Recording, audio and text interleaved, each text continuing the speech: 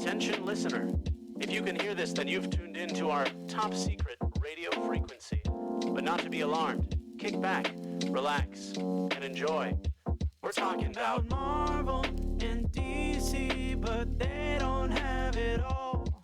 At Star Wars, that's easy, but you know who to call. I'm talking about ZaneMan and Jonni Boy. The powers overflow.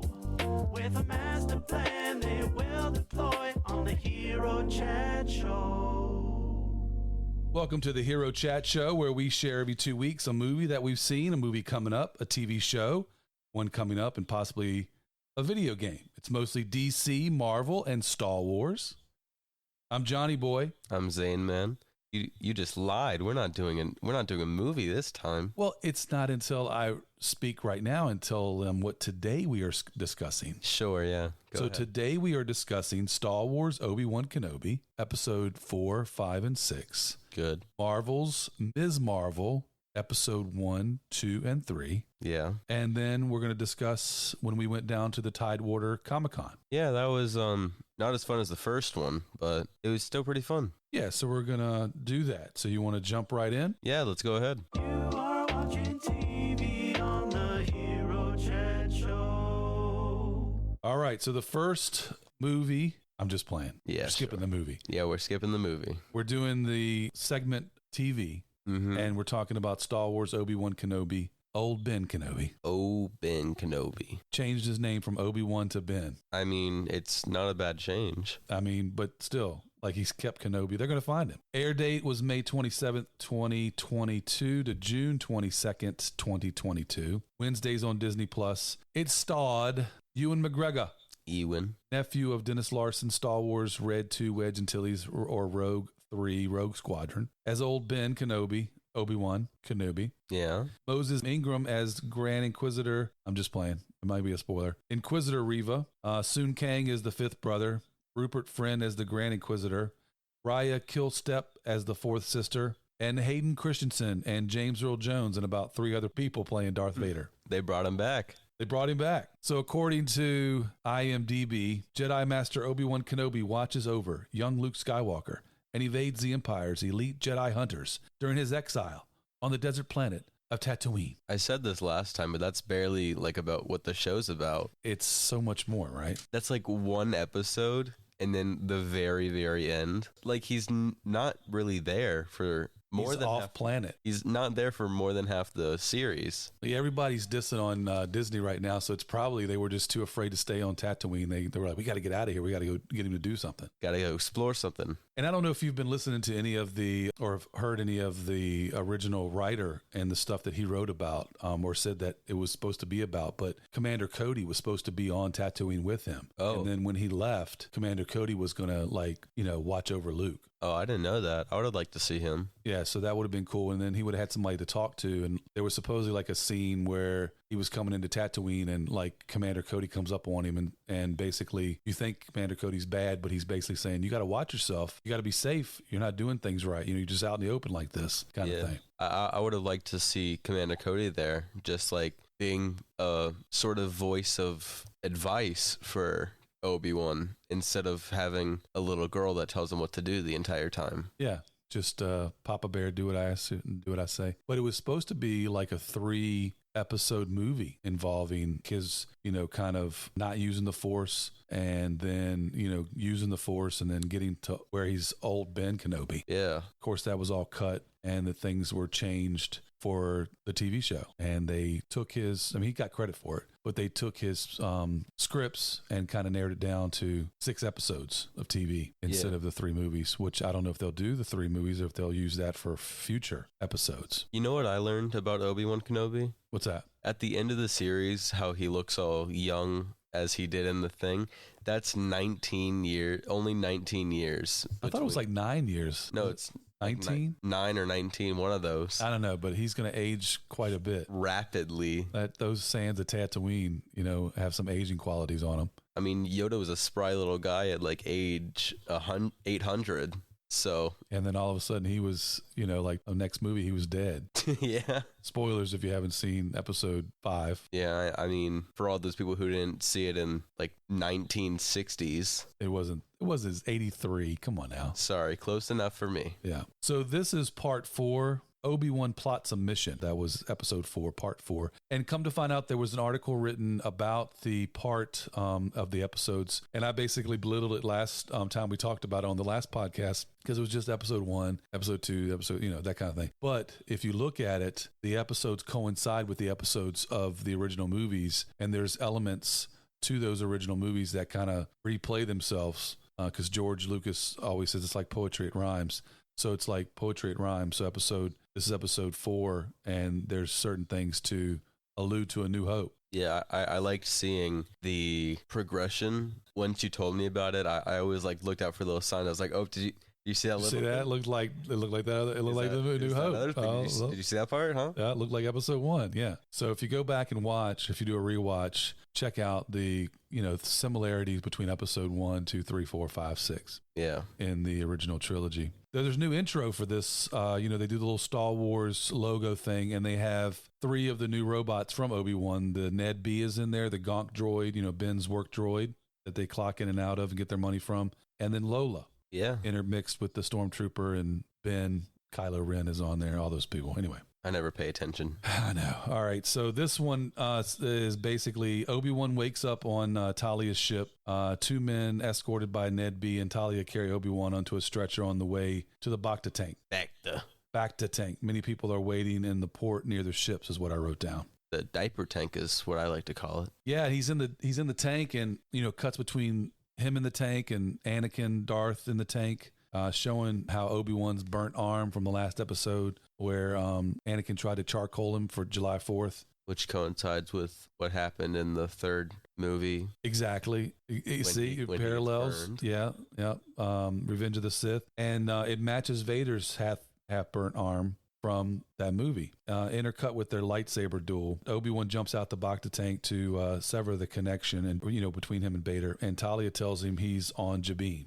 Speaking of Darth Vader, I remember you telling me, we might have talked about this on this podcast before, but I remember you telling me that you didn't know that all 4 of Darth Vader's limbs were cut off. Yeah, that meme brings new cadence, because it's like, you made me. And the meme says, yeah, but I thought I didn't make you this tall, because he didn't have any limbs. I just remember him grabbing with that arm, but it was the metal arm. He still had the metal arm. It was the metal arm from, who was it, Count Dooku, I think? Cut off his arm, yeah, in episode 2 or 3. Was it episode 3? His first arm was cut off in episode 2, I believe. Yeah, he was grabbing, for the soil and everything, trying to grab him up. So that's why I remember him having the other arm. But then Obi-Wan cut off the other 3 limbs, so he didn't have any limbs, basically. Yeah.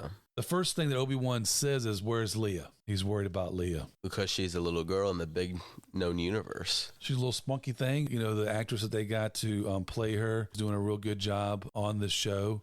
She's real spunky and just has a lot of oomph back and forth, a lot of angst and getting in people's face. And speaking of that, on the next scene, they're in Fortress Inquisitorius, and Leia is, I wrote down, being spunky, telling the heir about not being able to keep her here. Her father's a senator. She says she's a princess of Alderaan. And that's when Reva comes in and said, that's cute. And she's basically saying she has rights. She says, you don't have any rights here, because you're a Jedi sympathizer. And Leia says, he'll come for me. And Reva says, Obi-Wan's dead. Nobody's coming for you. Yeah. Sinister. I'm sure Leia could sense it through the Force. Yeah, I mean, you're telling Leia like something like she doesn't already know. But the reason why I said that she was spunky is because we see her in episode 4 being interrogated, and she's like telling Vader, she's like, we're on a diplomatic mission. Yeah, and he's like, you're not on a mercy mission. No, that's what he tells her. But diplomatic mission sounds like her mother. Yeah. So, I mean, she's like, we're on a diplomatic mission to Alderaan. Vader's like, no, you're not. You're not doing that. So it's kind of same thing with here between Reva and Leia. She's like, Obi-Wan's dead. He's like, no, he's not. She doesn't say that, but she probably, like you just said, yeah, probably doesn't believe it. So then we jump back to Jabim. Talia calls out Roken. Roken says Obi-Wan shouldn't be there. Get him on the first transport out of here. Too many people are looking for you. And then Obi-Wan asks Roken for help. Episode 4. That's it. I need your help. A New Hope. A New Hope. He says a funny line. He says, so does every kid making a rock float from here to Coruscant. Couldn't be truer. That's a great line. And, he calls Obi-Wan General. So he's basically saying that, but he's like, no disrespect. Yeah. Yeah. Back in the quote, he's referring to his status of power back in the day. Back in the Clone Wars when he was a general, which they should be peacekeepers. May said it. We're peacekeepers. We're not part of the army. Do you think that like Jedi ever gets post-traumatic stress? Yeah, they might. In these few episodes, it looked like Obi-Wan was going through, thinking through all that. Speaking of post-traumatic stress, in Jedi Fallen Order, which was the game that we talked about last week, Cal Kestis technically does have PTSD because he like has flashbacks and all these things about Order 66. Yeah, you can really tell Obi-Wan's going through it. He asked a lot through the episodes for Qui-Gon because he was told from Yoda that he was going to be conversing with Qui-Gon, and up until this point, he's not been able to do it. Yeah. Well, basically, what he says, I can shut down everything that runs out of here. Inquisitors found Roken's Force-sensitive wife. Roken decides that he's going to help Obi-Wan. They talk about Nur and where they're at, where the Fortress Inquisitorius is at. It's a water moon. It's in the Mustafar system. And then they show the Fortress Inquisitorius. Talia says she'll go with him. She still has her cover intact, or so they'll find out. Maybe she has it, or maybe she doesn't. I mean, it's one of those life mysteries that you just have to hope for the best. Yep, we got a lot of hope because it's episode 4. Yep, old hope and new ones. A lot of hope, new hope. Obi-Wan practices moving objects on the Talia ship with the Force, and they both talk about Obi-Wan's past. I mean, there's a lot of it. Yeah, so they talk about that later on, too. And then they're on Fortress Inquisitorius. Reva, secret message, she says, from Bidnab last year, talks of a path, a safe house that we found you in. There's a safe house in 2 systems, and I need to find out where they are, Leia, and I think you know. And then she slams that Jedi symbol down from the safe house that they found Leia in. You're part of the Rebel. Yeah, bam. You're part of the Rebel Alliance and a traitor. Yeah. That's not what she says. But take her away. Take her away. Leia asked how Obi-Wan died. Reva said he burned to death on Mapuzo. We had a charcoal for July 4th, and Obi-Wan was the main course. He was. I had an Obi-Wan burger. It was really good. Kind of gross, but... Put a little ketchup on it. Why ketchup? Ketchup, mustard. With that, like, fake skin that he has afterwards, that... It was a little chewy. I'm sure it was. Pardon the pun, Chewbacca. Leia tells Reva about the path so she can go home. She doesn't do that, but Reva wants her to. She's like, I don't know anything about a path. Yeah. Yeah, it's Leia. Leia's like, got her angsty album on. She's, showing her... Batman? Alternative. Yeah, she's showing her Batman. You can say that. She's showing her alternative personality. Like, I don't know anything about no path. What you talking about, a path? She's like, path? What do you mean, the yellow brick road? Yeah, what kind of path are you talking about? I don't know anything about a path. So Talia lands on Fortress Inquisitorius. They walk towards a check-in. Check out real quick, see if those papers that she's still got her, see if she's still intact. Her license. Yeah, her license to drive. And in these newer episodes, they started using those little cylinders that they had on their uniforms. Yeah. So they're actually for something. So she pulls her cylinder out and gives it to the checkpoint guy. She's like, look at how cool I am. I was looking at the screens, and the screens do show up red. And so then he asked her, about it. Talia says, I'm here on classified intelligence for the Grand Inquisitor. And she proceeds to access the port. And then she's like, you question me, you should call me sir. And he's like, okay, yes, sir. And then lets her go. I mean, it's like she didn't use the Force or anything. But she showed up red on the screen, so evidently he says she's out of her sector, so maybe that's why it showed up red. But well, there could be 2 reasons. One, it's because red is the color of the lightsabers of the bad guys, so they're like, oh, that means it's a good thing. Or maybe they watched Doctor Strange in the Multiverse of Madness. Could be that universe where everything is red as green. And they think that true. That go on red. True. That is true. So she gets to a checkpoint. Obi-Wan swims into Fortress Inquisitorius. Reva uses the Force on Leia, and she's like, you're strong. And then Reva talks about when she was a youngling, or that might be a spoiler, but... Shh, don't tell them about that yet. I mean, if you're listening to this, you've watched the episodes. If you don't... We hope so. Pause right here, go back, watch episodes 4, 5, and 6, come back. Well, you've already spoiled like half half of number 4. I guess I have, but we should have said that earlier. But there's spoilers. We're going to talk about spoilers. Said that earlier. That's your job. You're here too. You can remind me of stuff. You're the one holding notes right now. I'm the one with improv. Well, that is true. So you should remember that part for next time. I don't remember anything. Obi-Wan sneaks around. What does that remind you of? Episode 4. He's like doing his little mini jog type thing. He's like, the stormtroopers are talking, and he throws a little rock or fake rock, and they're like, "Oh, what's that?" And then they go the opposite direction. And then he's like going over there and pulling down the lever. He's like, yeah, he doesn't pull out. I don't think he pulls any levers on this one. But they should have done that. He needs to turn off the lasers. Yeah, so then Leia lies to Reva. She just keep lying. I mean, she's not telling her any kind of truth. When does she not? She needs to stop gaslighting. It's very bad for her image. That's just how she's been. And then 2 stormtroopers take Leia to a torture device, and you're like, oh, here we go. Episode 4. I mean, they bring the little droid in, and coming towards her with the shot. The old truth serum. Yeah, the old truth serum. So while, that's happened, Obi-Wan finds out that it's not a fortress. Fortress Inquisitorius is a tomb. Bum, bum, bum. It's a very misleading name. They're Jedi frozen in amber-like substances. Yeah, and there's like a kid being frozen there. And I was going to go back here and write down all the Jedi that they thought about, but I didn't do that. But I did count. There were 26 tombs of amber-filled, maybe, they were frozen in carbonite, I don't know, Jedi.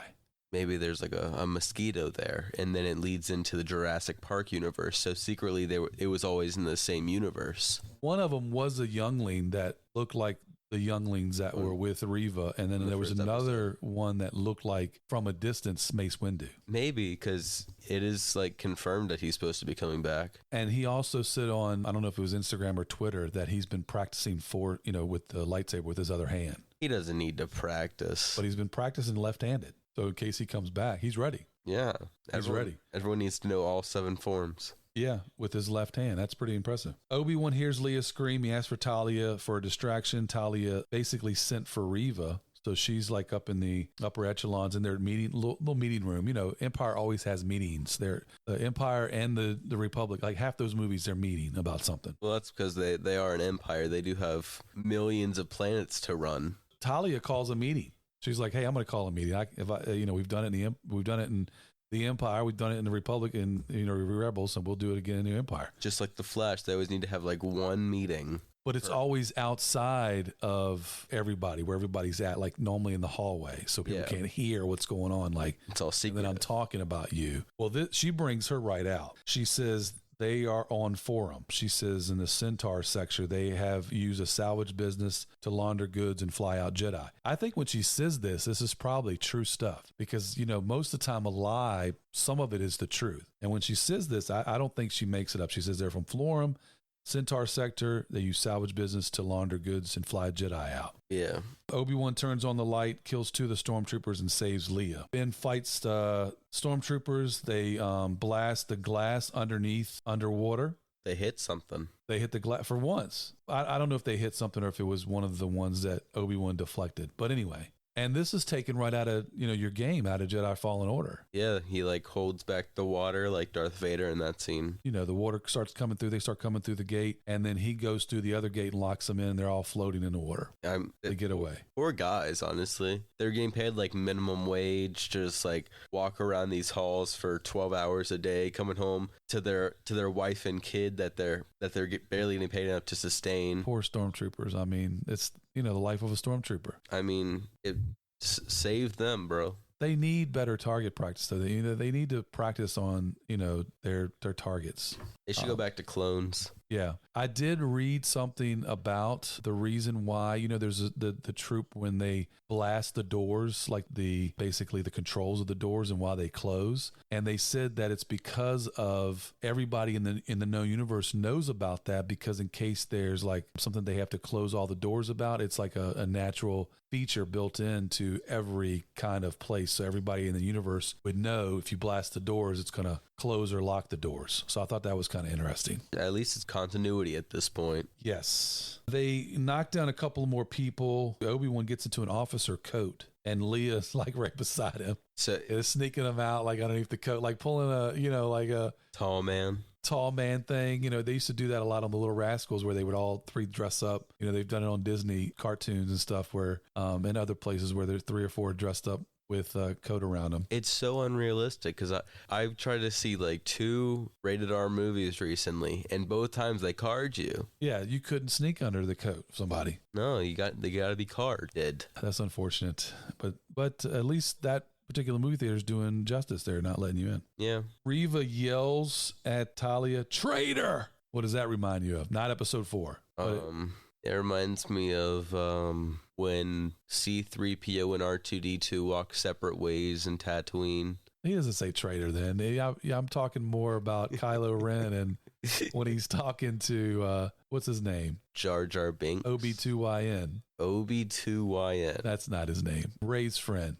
Finn. FN 2187. 2187. Yeah. How do you not know that? That's like her cell number. I know. I should know that, but I don't. 2 snow speeders show up. They blast everybody on the deck. 1 snow speeder crashes. He thought he was getting away, and Reva throws a brick at him. You should be able to detect that somehow. Yeah, she doesn't throw a brick. She throws like a bomb or something. I don't know exactly what it is, and it blows the ship up. But they all get away in the snow speeder, and you were wondering how they fit in there. I remember growing up, my cousin had one of those, and there was a little storage compartment in the back, and they never really talked about what they stored in there. So, and the human cargo thing they did, but they're in the original ones that they used. I'm not sure if they had 2 places or not for people, but I know in the snow speeders that they adapted, there was, a pilot and somebody behind. Yeah, and they're like one looking forward to drive and everything, and one looking back so they can like control everything else, I guess. Yeah, so I'm not sure if this one had 2 or if it just had 1. Darth Vader charges in. He's mad, chokes Reva. Reva indicates that she has a tracker on the ship.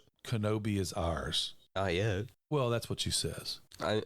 She said that, but Episode 4, and what happens in episode 4? They put a tracker on the Millennium Falcon. It's like poetry, it rhymes. Yeah. Sorry, the rebel ship, Leia puts her hand in Ben's hand. Lola turns on with a red eye. Just like the evil probe droids and the interrogation droids. Most scary of them all. Bum, bum, bum. And that's the end of episode 4. That's it. It ends on a cliffhanger, and you're like, what's going to happen next? Like, oh no, droid with red eyes. Droid with red eyes. So then we go to episode 5. Imperial forces attempt to draw out Obi-Wan. They're on Coruscant, and Anakin's looking over Coruscant. He scans back. Obi-Wan enters. Anakin thought he wasn't coming. Obi-Wan asks, "Are you ready?" Anakin asks, "Are you?" Lightsabers clash. It's from the prequels. I thought we got through this last. We did. I'm practicing prequels. Why do you add another E? I don't know. I just add equals. I don't know why, because I'm just thinking of it too hard. Prequels. Like just like put them both together, like equal, and then pre in front of it. So prequel. There you go. All right, I did it. You need to like go in front of a mirror and practice. Like the prequels. Yeah. They're fighting, and it happens sometimes before episode 2, and then it cuts to Vader's Star Destroyer. He's on that, and the captain interrupts to say, "The third sister is here." And then she says, "The tracker is working. They're arriving on Jabim as we speak." Vader says, "You have done well. You have done well, my young apprentice. You have done well. You have done well. Kneel before Zod."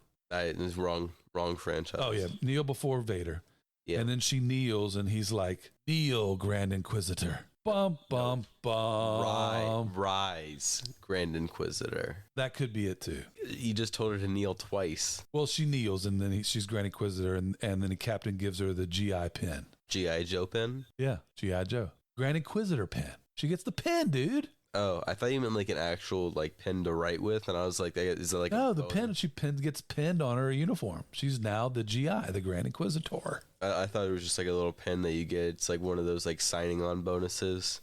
Well, she could have gotten that too, but I know she got the pin pinned on her. Finally got it, the greatest pin of all time. Maybe it's shaped like a double-sided lightsaber, and you could click it on both sides. That would be cool. I don't know how that would. Now I'm getting excited about. Do you want a double-sided? I do. That would be cool. Like double-sided highlighters. I don't know if that would be as fun as a double-sided pin, but anyway. Then they flash to Jabim. Roken, Talia, Obi-Wan, Leia, and the pilot arrive on Jabim. They land in an underground bunker with a circular door opening. I wrote that for a reason. What's the reason? We'll find out. What? Crowd awaits for news, is relieved that they got Leia. Talia goes to Ned B. Obi-Wan notices Haja. They got into a fight with the Inquisitor. Haja says, now I know what it feels like to be a real Jedi. Thought that was funny. It's a nice line. Because he got into a fight with the Inquisitor. It's not easy, is what he says. Obi-Wan tells Obi-Wan that the only thing, they have a few hours left to get everybody out. Yeah, well, I mean, it's Darth Vader. He's already planning how to murder all of them with one slice of the lightsaber, one raise of the Force choke. He's been thinking real hard about how to do it. They cut back to Vader's Star Destroyer. He's breathing.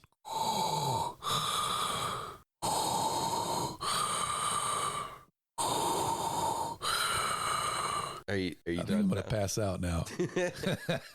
Third sister indicates that, the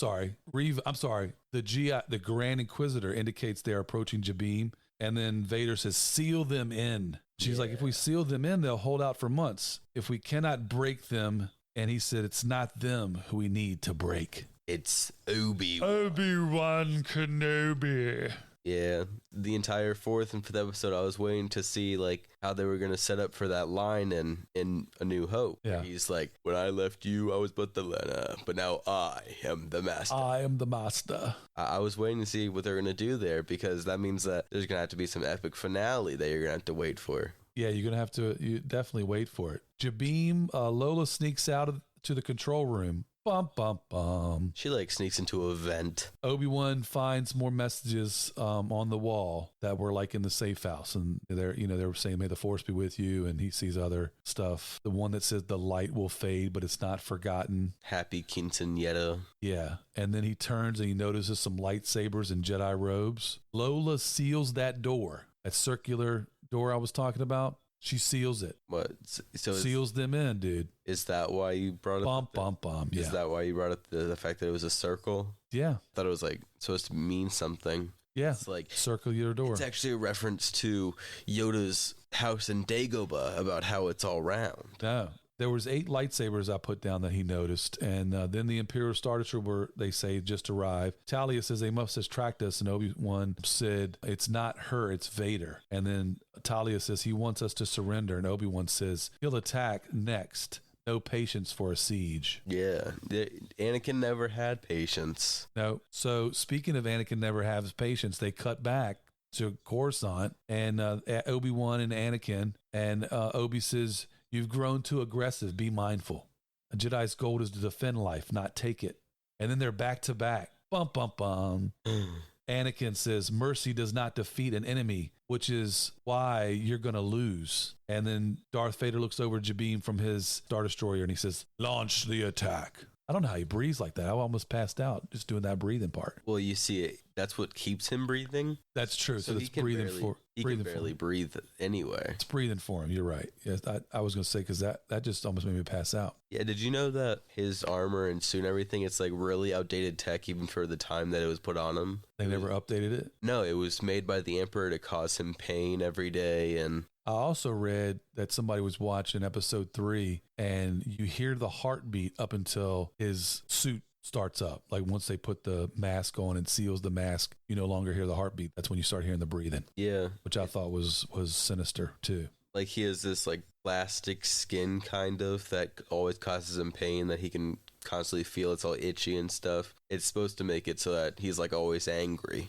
Well, he was really angry in these episodes. Of course he was. They're on Jabim. Obi-Wan gets everyone's attention. He says the Empire will attack us soon. We're better equipped, better trained. If we fight, but we will not survive. So all we need to do is hold them off long enough to get out. So he's like, we just need to hold them off long enough to get out. Then I put Jabim outer door. 2 ships of stormtrooper arrives, 2 purge troopers, and then Reva ships arrive. They tell to fire heavy laser. Roken cannot get the hangar door open. Haja suggests the vents. Leia says, I'm going to need a ladder. She just like puts herself out there, dude. Puts herself in charge. Yeah. Leia enters the vents and Obi-Wan gets a recorded message from Bail. Talia tells a story of 4 Force families on Garez. 14 people and 6 children died. Wow, thanks for that sad news. I know. I didn't even prepare you.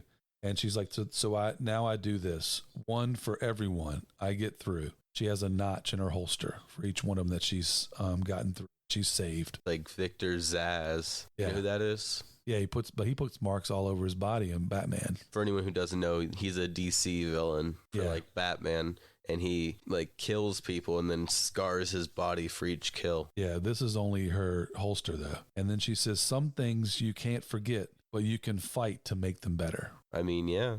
Yeah. Obi-Wan talks to Reva through the door. He says, you know who Vader was. You were a youngling. Bum, bum, bum. All Inquisitors were basically younglings, or at least like half of them were. Yeah, according to their backstories. Anakin killed the other younglings, but you survived. And then we get another flashback. Anakin coming in with clone troopers. We thought he was there to help us. Tried to help, but I could not. That's what Reva says. She says, I played dead. I hid with the other bodies. They were the only family that I knew. Master Skywalker, there are too many of them. What are we going to do? That scene, we talked about it last time. He basically said boo to that kid. And when he came in, and that's where they got that, look from that little kid. I always remember that scene because there was this person on YouTube that made Anakin in that scene like Tobey Maguire from Spider-Man. Oh man! And so when he says like, "What are we gonna do?" and everything like that, it cuts back to Anakin's face, and they like put Tobey Maguire over, and he says, "I missed the part where that's my problem." And then he ignites the lightsaber. That's true. That is true. Obi-Wan says, "You're not serving him. You're hunting him. Let me help you. We want the same. Do we? Do we really want Anakin dead?" Or do you really want Anakin dead? We all know it's really hard for them both to kill either one of them. It's like killing his own, what's supposed to be like his son, but apparently they're more like brothers according to the third movie. Yeah. You were my brother, Anakin. I loved you. It was foretold you would destroy the Sith, not join them. I joined them. I hate you. I hate the sand. Reva says, where were you, Obi-Wan? He was your Padawan. I don't need your help. I mean, she's going all Uncle Owen on him. I mean, all he was trying to do was kill one robot guy that was supposedly supposed to be the last of the it was the Separatists at the time. Yeah, he was fighting Grievous. I mean, he was doing stuff like he got separated, and the what is the guy's name? The Emperor knew that. He knew what he was doing when he separated them. Yeah. He told him to go to different places. The rule of two. Yeah, so then Reva ignites her lightsaber. She cuts the door, and Obi-Wan throws her back. Obi-Wan tells everyone to get in their second positions. Broken says to retreat. Reva says seal them in. Talia gets a shot. Obi-Wan and Talia shoots the inner door panel. That's why I brought that up. It always comes up. Bid B covers her. It's thermal detonator time, baby. I got this. I have this one thermal detonator that's going to go off. Poor Talia doesn't make it. No, well, I mean, she was the one holding the thermal detonator. That is true. I didn't say that. She was holding the thermal detonator. Now you ruined it. That was a spoiler. Well, you just said that she died. That's more of a spoiler than what I just said. It's true. All right, Star Destroyer, Grand Inquisitor has breached the walls, they said. He says, tell him to stand down. Tell her to stand down. Kenobi is already ours. Bum, bum, bum. It's true. Then there's a flashback to Anakin and Obi-Wan. I like how I like how in this episode it flashes back to that fighting scene because it was mimicking what was happening in the episode. On the episode, yeah. It says, there's no way out, Master. Admit you are beaten. Just like in the fifth movie when they were stuck in Cloud City. Yeah, the Cloud City. Yeah. He said that same thing to Luke. Obi-Wan surrenders. There are always other ways to fight, is what he tells them on Jabim. And then Reva says, inform Lord Vader Kenobi is ours. You're not bringing him to me, Obi-Wan says. I'm bringing him to you. Dun, dun, dun. Dun, dun, dun. All he'll see is me, what Obi-Wan says. Yeah, it's a nice little rhyme. He's getting his groove back. Obi-Wan's getting his groove back. He's got some of that force in him. Getting some of the force back in him. On Coruscant, they flash back again to Anakin, Obi-Wan. Anakin, your weapon's gone. It's over. And then he says, your need for victory blinds you. Steals his lightsaber. And then Vader shows up on Jabim walking through the stormtrooper. Obi-Wan escapes the stormtroopers. Leia discovers Lola, removes the restraining bolt. The hangar opens. Haja drops Obi-Wan's communicator. Vader arrives as the transport is taking off. Vader does a video game. Yeah, he pulls it down with the strength of Thor and then slashes through it, and he's like, "What? There's no one in here." Yeah, and then another transport takes off behind it. They knew how to stop him. Obi-Wan was smart. But they took the broken one. Well, we'll find that out in a minute. That's a spoiler. Stop spoiling. Coruscant flashback to Anakin, Obi-Wan. Anakin with no lightsaber, still fighting, steals Anakin's. He says, you need to prove yourself as your undoing. A Padawan you will still be until you can overcome it. I mean, poor kid. He's 40 years old now. He's still a Padawan. I mean, no wonder he becomes Darth Vader. There's this one meme that I saw today about I've been watching Star Wars memes for the past couple of days. I sent you one yesterday. Yeah. There was this one meme, and it said, you are in this solar system, but we do not grant you the rank of planet. And it cut back to Pluto. Oh, man. And I thought that was really funny. I thought it fit really well. Poor Anakin. He's 40 years old. He's still a Padawan. Well, that's his fault. Yeah. Jabim Reaver attacks Darth Vader, and Darth never uses his lightsaber. I mean, he never pulls his lightsaber out. He's too powerful. He just uses the Force. He breaks her lightsaber. He throws the other half at her. He fights her with her own lightsaber until she's on her knees. Vader comes towards her. It flashes to Order 66. Anakin killing her friends. Anakin and Vader at the same time in her dreams and in reality stab her through the abdomen. Did you really believe I did not see it coming? Youngling? Bum, bum, bum. Grand Inquisitor shows up. Bum, bum, bum. The old, specify that it's the old. The old Grand Inquisitor. The one that supposedly died. Yeah, he's like, hello, third sister. He shows up just to keep the continuity that he dies in Rebels. Revenge does not wonders for the will to live, don't you think? You have to be practicing these voices in like the bathroom. In the mirror. I am in the bathroom. He picks off her GI badge, takes her pin away. Not her pin. Yeah. How's she going to write now? We'll leave you in the gutter where you belong. Goodbye, Grand Inquisitor. But he's the Grand Inquisitor. Yeah, he is. She's not the Grand Inquisitor. She was just playing Grand Inquisitor. She's like dead now. Well, she's not quite dead. Stop spoiling for me. Dang, gone it. I'm sorry. They're on the getaway ship, and Roken says our hyper tribe is down, and they're behind us. I mean, they took the other ship. Why, Why'd they give him the broken one? I don't know. I mean, why'd they give him the good one, not the broken one? Or on Jabim, Reva goes for her lightsaber, sees Obi-Wan's communicator. Basically, she hears, if he's heard of the children, I'll head to Tatooine. Obi-Wan helped the boy.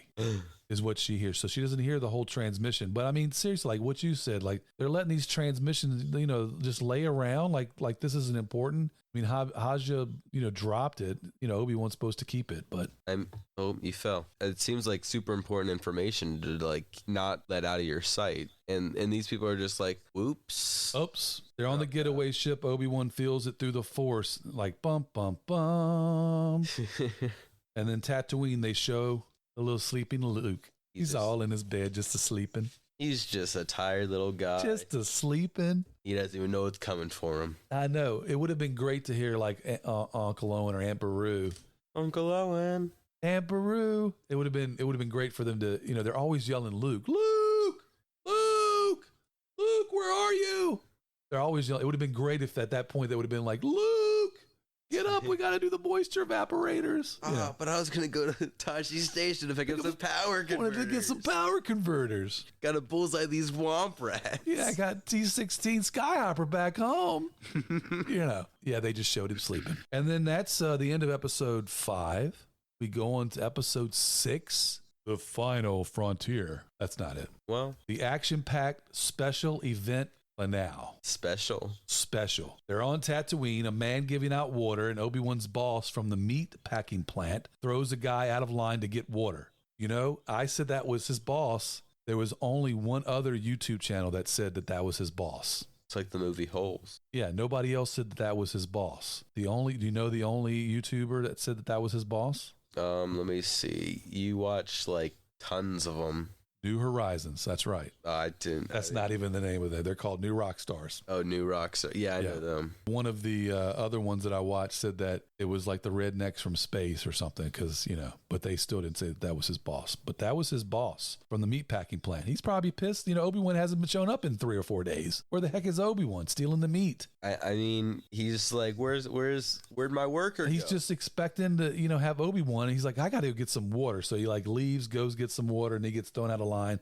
Reva is next in line, throws his water to the ground and says to the water dealer, I'm looking for a farmer named Owen. Bum, bum, bum. It's like from episode 1, 2, 7. We're on episode 6. Well, I know that. I'm talking about the episode that I was in reference to when she was talking to Owen. Yeah, from episode 1 when she was talking to Owen. She was like, I bet you got a family, huh? Yep. You'll take care of that family. Then we go to space. The ship with the passengers from Jabim, Obi-Wan, and Leia are followed by Darth Vader's Star Destroyer, firing on them. Roken says the hyperdrive is almost ready. We'll head for Tessin. Of course, he's just lying to everyone. Obi-Wan talks to Roken and says, the motivators are shot. The power companies are bad.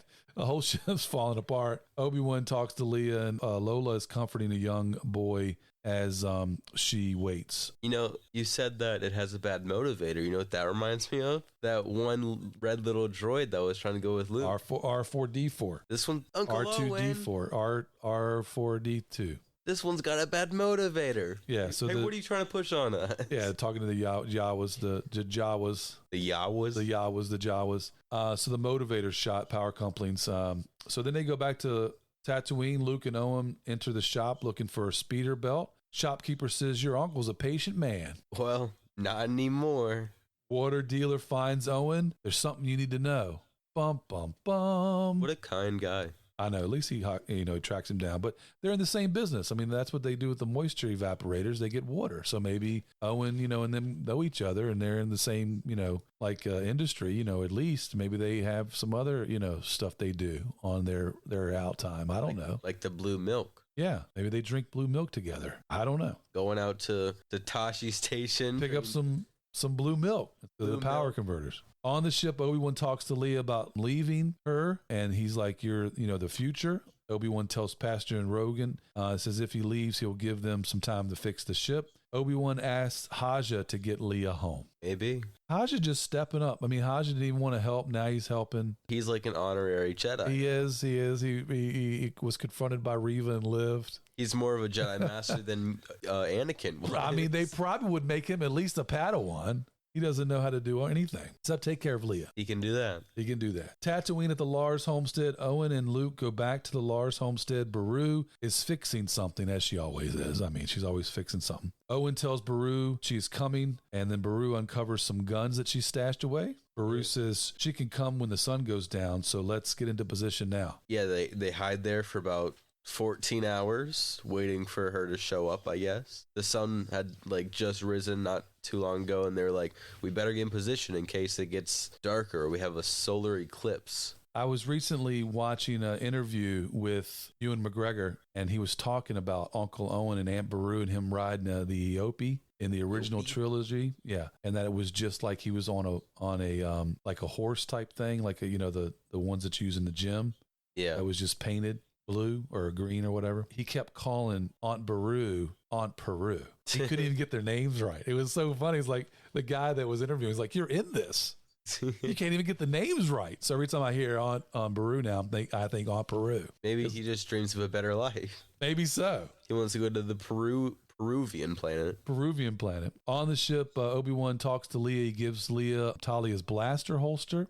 He says she would wanted you to have it. Leia says it's empty. He says, well, I wasn't going to give you a blaster. You're 10 years old. She should have had one. That's why she knows how to use one in a New Hope. He says you won't always be, kind of foreshadowing to when she won't be. Leia hugs him and tells him to come back, please. He says, okay, I'll have to face him. I like when she hugs him, you don't see where her other arm is. And that's when she hides Lola. That's a spoiler for later. You keep spoiling. I know. I keep spoiling it ahead of time. I'm sorry. Obi-Wan is by himself. He talks, asking, about the master, talks about whether he dies or I do. This ends today. He's talking to Qui-Gon, but Qui-Gon's not talking to him. Liam Neeson has no time for anyone. I mean, he's busy. He's got a certain set of skills. He's out there in the world, pushing those certain set of skills. He must have been taken. Yeah, he that's true.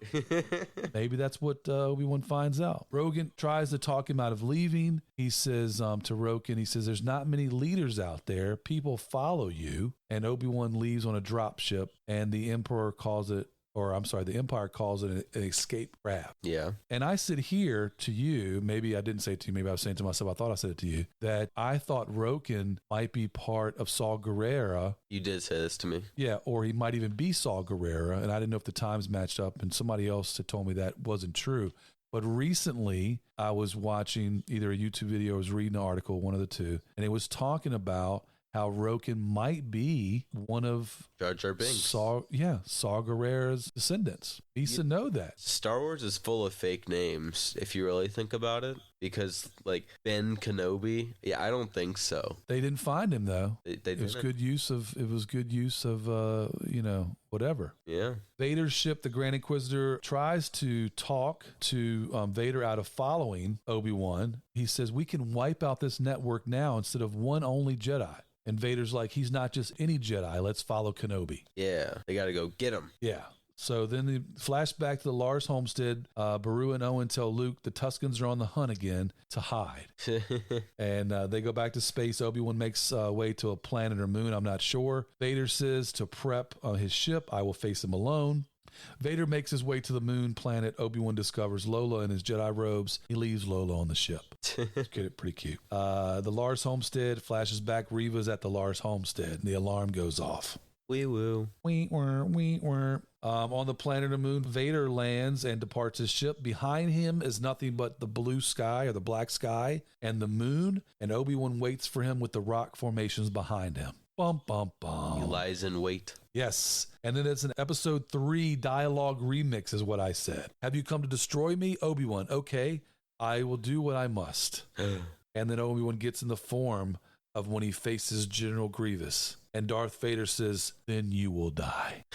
He attacks Obi-Wan with the lightsaber. The silhouette against the dark backdrop with the moon and rocks highlights the lightsabers.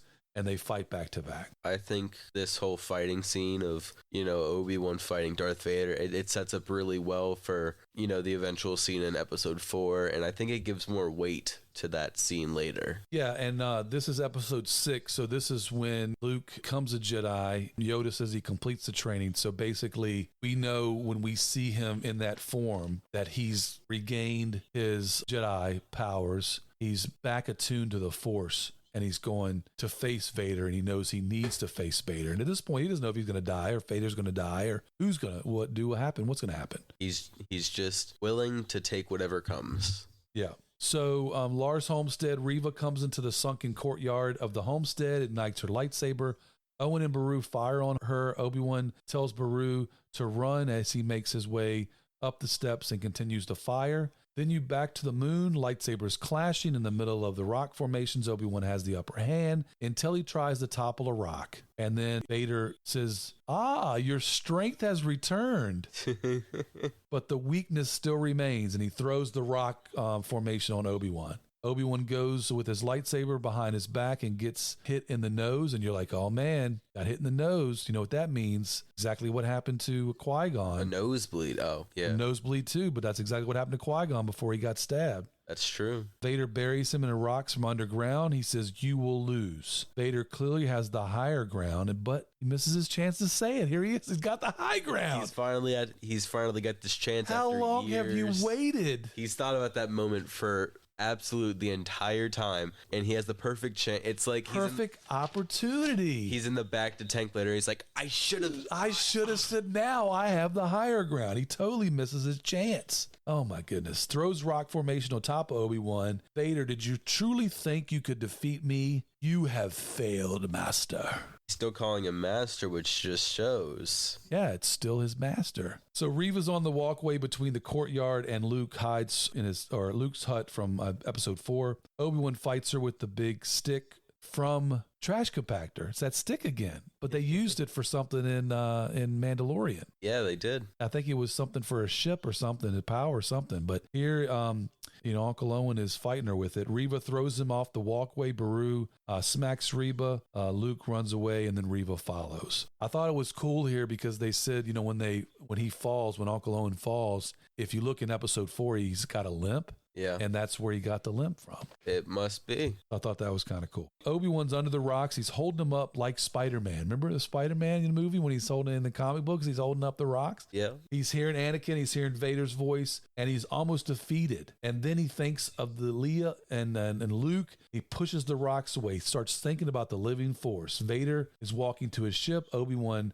comes up on him, fights him with his lightsaber behind his back, and Force pushes him back, floats rocks a la Rey from episode 8 and throws them all at Vader at once. Well, maybe she learned that from the Force Ghost him. Yeah, I mean, and they really should have made her a relative of his. Well, They you really know how should have made against he was of relationships. Well, that's true, but we found out in one of the episodes that she has, he has a brother. Obi-Wan has a brother. Yeah. Tatooine, Reva runs after Luke, and then we're back to the moon. Obi-Wan lunges at Vader. Vader takes his hand, and then they hold hands. It's such a sweet moment. They start dancing around. They're just remember about the hugging good it old out. days. They're just like, oh, we are brothers. You start hearing the music from the Ewoks. Yep. Obi-Wan does extensive damage to Vader's controls. I guess they got tired of dancing. He cuts Vader on his back through his cloak. He force pushes Vader. Obi-Wan's getting it, man. I mean, he's back in touch with his force, and he's like, you're so done for now, dude. He lunges from a running leap, and he cuts the left side of Vader's helmet. Obi-Wan backs away while Vader's on his knees. Man. And Obi-Wan's, like sitting there looking at him, and then Anakin's like, he can't breathe, Yeah, I like how in this coming up thing, they like overlap the voices of Hayden and James Earl Jones. Yeah, he says, they overlap them. And Obi-Wan says, Anakin, I'm sorry. Then Anakin's face is in red. He says, Anakin's gone. This is when they're mixing the two voices. Yeah. I am what remains. And then Anakin says, I'm sorry. I'm so sorry, Anakin, for all of it. Then you see the face in blue silhouette. I am not your fault or your failure, Obi-Wan. You didn't kill Anakin Skywalker. I did. Some sinister stuff. Then his face goes back to red, highlighted in red, the same way, I will destroy you. And then that's when he starts calling him Darth instead of Anakin. Yeah, and this I put on here Luke from episode 6. And then this is what Obi-Wan says, because this is what Luke said from episode 6. Then my friend is truly dead. But in episode 6, Luke said, but then my father is truly dead. Goodbye, Darth. Yeah. Then his face is in red and he screams Obi-Wan twice. Obi-Wan! Obi-Wan! You get back here, Obi-Wan! Yeah, don't. He can't breathe. He's his thing's like it sounds exactly like it did, when episode 6, when Luke took please take this helmet off of me. I'm an old white man. Help me. All the bad guys either have like a breathing problem or are just like really old. That's what bad guys are in Star Wars. There's a movie called Chasing Amy where they talk about that scene, and it's a African-American guy talking about it's the blackest man in the universe. They pull his mask away to show an old white man. And he's like, power to the people. Yeah. Because it's like an old white man. Obi-Wan leaves the planet of the moon. They go back to Tatooine. Reva's still following Luke. Luke has the high ground. Remember we said Luke has the high ground. Yeah. Reva makes him fall. Obi-Wan says Luke and punches the hyperdrive because he's in the ship now. Reva sees Luke lying there. She ignites her lightsaber, but she sees herself. She sees herself in the position of when she was a youngling. Can't do it. She flashes back to Anakin looking at her. And then Darth, and then Reva wants to strike. Obi-Wan ships over Tatooine, lands at the Lars homestead to Owen and Beru, yelling for Luke, of course. Luke! Luke! Yeah, they didn't want to go anywhere. Luke! They always heard as a child, like, if you get lost, stay where you are. So, like, if all of us stay where we are, he'll eventually show up in this vast, vast desert. He can't go anywhere. He's lying down. Reva carries Luke back. You see Reva, and you're like, oh, man, she killed Luke. But she couldn't kill Luke. I mean, he's got to be in the next episode. I was going to say, I was like, do you really think that she killed Luke right there? She killed Luke right there. Luke says, he groans. Obi-Wan and Beru gasp. He's alive! He's alive! They don't say that. They just gasp. Reva's crying. Like, I couldn't do it. I failed him, Obi-Wan. And then Obi-Wan says, you haven't failed him by showing mercy. Or them. She's talking about the younglings. Yeah. Reva says, have I become him? And he's like, no, chosen not to. Who you will become now is up to you. And then they go to Mustafar. Vader talks to the Emperor. Bum, bum, bum. The Emperor says something to Vader. Perhaps your feelings for your old master has left you weakened. How do you feel about that? He's driven by the loss of Padme and the anger of his old master. That's what drives Darth Vader. Yeah. He's only just kind of halfway showing allegiance to the Emperor the whole time. Yeah. Cares about Anakin.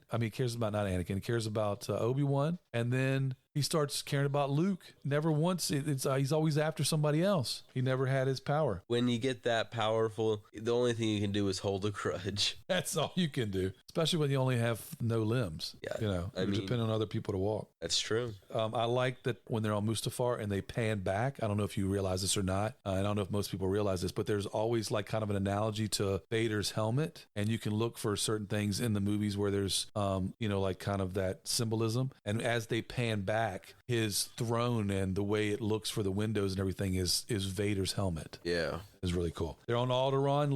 Leia dresses herself with the holster and gloves that Obi-Wan gave to her. Ship lands and she's like, who is it? Some more cousins? And it's Obi-Wan. It's old Obi. It's old Ben Kenobi. I wonder if he means old Ben. Oh, I wonder if it's old Ben. And he's got Lola with him. He says to them, he's like, you'll know where to find me, Obi-Wan to Leia. I don't know if you saw me. I was crying at this moment. You were crying? Yeah, I was. It was really cute little moment. Is it because of the nostalgic music? She was just kind of the way she was looking at him and the way he was talking to her. It got to me. He says, you are wise, discerning, kind-hearted qualities of your mother. You are also passionate and fearless, forthright gifts from your father. I mean, it was just a sweet moment, He left out all the bad things about Anakin. Yeah, left out all the bad stuff. She goes back over to her family. She puts Lola in the holster, which I thought was cool. I think only one YouTuber pointed that out too. But actually somebody had to point it out to him, like somebody online pointed out to him. Yeah. Obi-Wan packs up his cave. He visits Owen because he sees the little ship there. He wants to take it to Luke. So they're talking for a minute, and then he's like, Owen's like, kind of softened up a little bit because Obi-Wan has helped them. So he's like, do you want to meet him? Obi-Wan's like, hello there. Yeah, he says the classic line. He also says the same. He also says hello there in A New Hope when he sees R2-D2 for the first time. Hello there. That's what he says to Luke. Yep. Obi-Wan sees Qui-Gon. Qui-Gon. After all these years, Qui-Gon. And it says, he says to him, well, you took long enough. He says, I was always here. You just weren't ready to see me. Yeah, and then he's like, come on, we got to go on this long walk. Figure out where you're living now. Yeah. You lost your job at the meat factory. The meat packing plant. You can't steal from them anymore. I saw that. He was, like omnipresent with Obi-Wan. Yeah. And they're going to talk. So reminiscent of episode 6. This is episode 6 when Luke sees the Force ghost of his father, and Obi-Wan and Luke, they have learned from Qui-Gon. And here's Qui-Gon in the spiritual ghost form as well at the end of the episode. Yeah. So what are your ending thoughts about the show? I liked it. I liked it a lot better. The Book of Boba Fett. A lot of people were basically dissing on it. I think that probably 7.5 or so out of 10.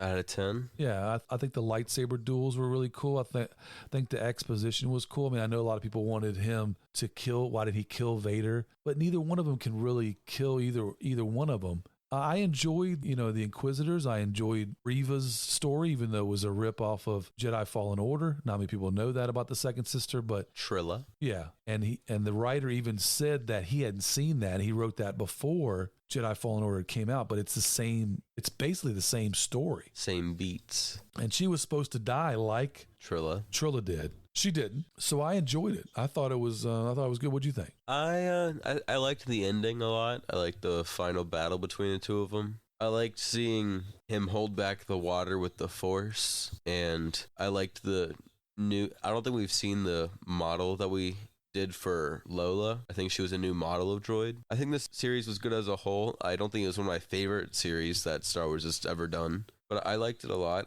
I think I would give it maybe a 6.5 out of 10. 6 to 6.5. I think that's where I rate it. I just thought it was good overall. So the next thing up for Star Wars is Andor, 12 episodes, and they'll go on Wednesdays on Disney Plus, August 31st, 2022 to November 9th, 2022. And we'll have some overlap there with the Bad Batch Season 2, because I think the Bad Batch Season 2 starts halfway through Andor. So there might be some stories that intermingle there, even though it's different timelines. I'm still waiting for The Mandalorian to come back. Yeah, Mandalorian, February, I believe. February 2023. So that'll be a little too long from now. Yeah. All right, are we ready for our next show? I mean, I guess. Are we going to play the song again? We're going to play the song again, even though we're still at the movies. Part 2. Part 2. You are watching TV on the Hero Chat Show. All right, we're in Marvel Studios now. Ms. Marvel. The air dates for this show is June 8th, 2022 to July 13th, 2022. We're almost at the end. Wednesdays on Disney Plus. Introducing Aman Villanaya as Kamala Khan, Matt Lintz, who could have been Spider-Man over Tom Holland as Bruno. But we're not supposed to talk about Bruno. Yeah, we don't. Yeah, I never. Why are you talking about Bruno? Did you watch Encanto? No, I haven't watched Encanto yet. So you're just referencing something that you don't even know what it's from. I know the song, and I saw it on, the Oscars and stuff, and you're not supposed to talk about Bruno. Okay, then. Zenobi Zurayev as Kamala's mom, Muniba, and Mohan Kapoor as Kamala's dad, Yusuf. I think it was a bad idea to get you to read out these names. Sorry if I butchered them. I apologize. You can just barely say the word prequel, so I'm surprised. I know. It got me there. Plus some agents of an organization we'll see or we've seen before in a Marvel movie and other fun surprises. Spoilers. Spoiler alert. Watch the show. It says on International Movie Database, IMDb, Kamala Khan is a superhero fan with an imagination, particularly when it comes to Captain Marvel. I'm wearing my Captain Marvel shirt today. Barely see it. Camilla feels like she doesn't fit in at school and sometimes even at home. That is until she gets superpowers like the heroes that she's looked up to. Yeah, and then the story of how she got powers in this show is different than how she got her powers in the comics. That is correct. She got her powers in a little bit different form. They are remixing everything as Marvel does with some of the different, bad guys and stuff like that we'll talk about here. Yeah. So they do remix some stuff as Marvel does. Got to make it a little bit different, but almost the same. Yeah. Ms. Marvel, episode 1 is called Generation Y, and I actually thought they were talking about Generation, the Y, but that's not her generation. That's not Kamala Khan's generation. That's actually the generation before. So they're not talking about that Generation Y. She's like Gen Z or something. Yeah. Kamala Khan attends an Avenger Con only to discover that she herself might have superpowers. Bum, bum, bum. She might. I like how it says she might have superpowers. But one, it's Marvel. And two, if you watch the show, you know why. That she does. So why is it saying that she might? Well, that's what it says. I didn't write it. What if the whole show is just like a story about this just young teenage girl, and it just kind of hints that she might be a superhero later in life? As I was watching over the first 3 episodes, I really thought this is like one of those kind of teenager shows where My So-Called Life or something, like she's dealing with all these other problems and then superpowers. I mean, it definitely is one of those shows because they're even trying to pander to a younger age, because even in the first episode, they bring up a video game that is popular amongst people my age. And so it's oh wow, they're already trying to get into that crowd, huh? A lot of people, dissing on Disney, dissing on Ms. Marvel, saying that it's not for a lot of people. It's kind of got a Scott Pilgrim versus the World element to it,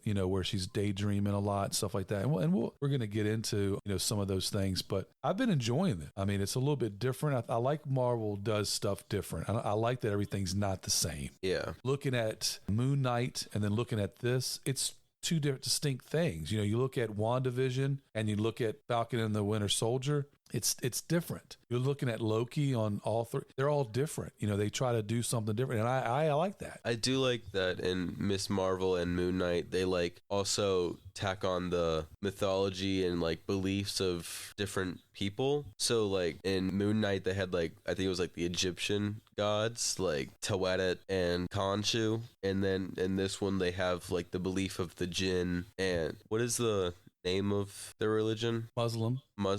I like that they have all these things in the show, and it's not just we're not going to bring that up because that doesn't matter, because it is about that group of people, so you need to add their own beliefs into it. Yeah, there was somebody on Twitter that had put something out saying that she felt exactly like this character because it was showing the aunties, it was showing the mom asking about food. Yeah. And all these things, all these elements.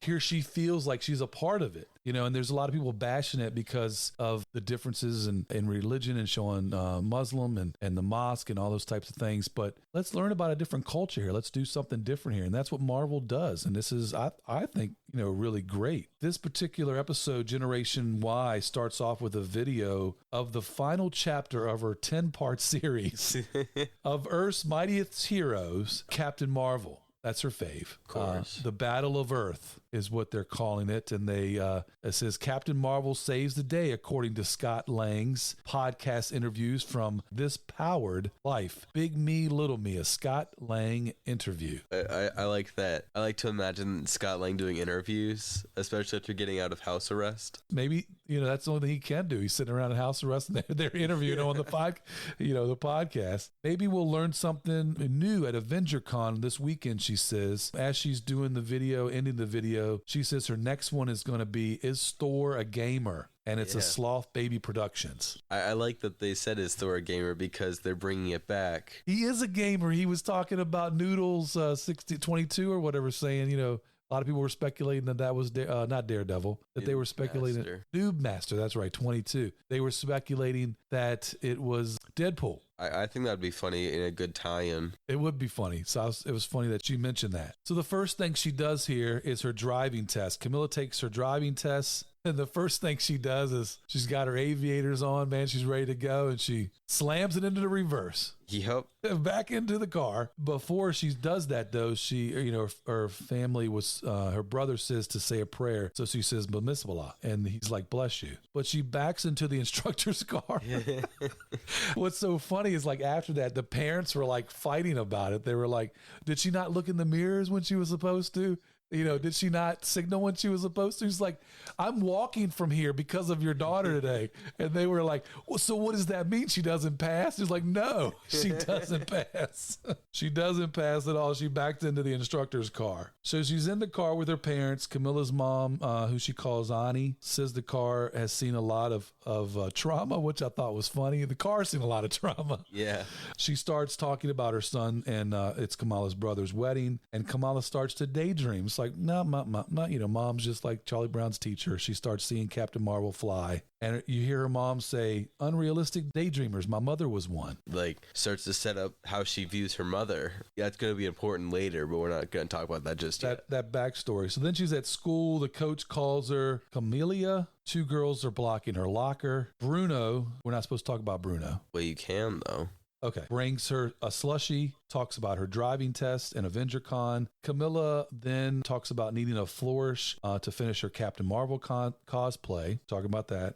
They run into Nakia, and then they run into Zoe. And then Mr. Wilson calls Kamala to his office. It's a lot. It's a lot to take in for like a new school. Yeah, so she just runs into all that. What I thought was funny here that I didn't talk about was Bruno says he lost $10. And then when they run into Nakia, he's given her other friend the $10. So one of her friends said that she would pass the driving test. Yeah. And the other one of her friends said she wasn't. And they bet $10 on it, and Bruno lost. We're not supposed to talk about Bruno. Stop saying that. Okay, we can talk about Bruno? Yes. Okay, good. And then she goes to Mr. White's office. He says, the teachers, they're telling me you've been doodling all day. And she's staring off into space, that you're staring off into space in your little fantasy land. And then he snaps the fingers because that's exactly where Kamala goes in like 30 seconds. I mean, it's a fair point. I do the same thing. It's like, yeah, whatever you're saying is not important. I'm in my little fantasy land, and I really don't care what you're talking about. And she's like, but she was 30 seconds in. He hadn't even really started talking. And she's like, she's snapping her fingers. And then he starts talking about junior year. You got to join in reality, blah, blah, blah. And then she's just, she's daydreaming. I mean, she also brings up a good point of how like everyone's trying to get her to plan her entire future. Before fourth period or whatever. Period. That's when they have the sequence where they kind of mold faces and they're having this whole dialogue. And that's like the Scott Pilgrim versus the world type of thing. Yeah. In her daydream land. They go to Bruno's store. They're talking about AvengerCon for a backup plan because she was supposed to get her license. They were supposed to do stuff for her brother's wedding. While they were doing stuff for the brother's wedding, they were going to go to AvengerCon, not tell mom and dad. Now he says you need to ask your mom. And she says she hates and I'm a weirdo.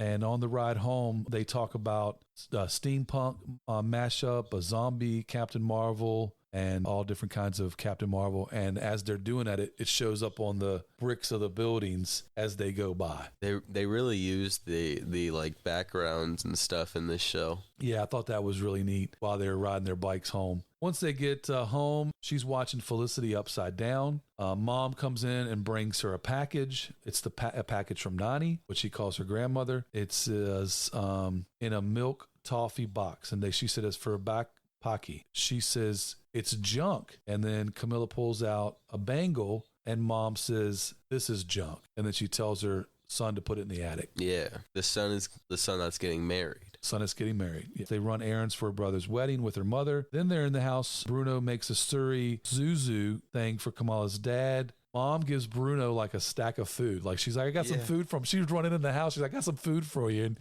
gives him like 4 containers of food, and she hasn't even been home.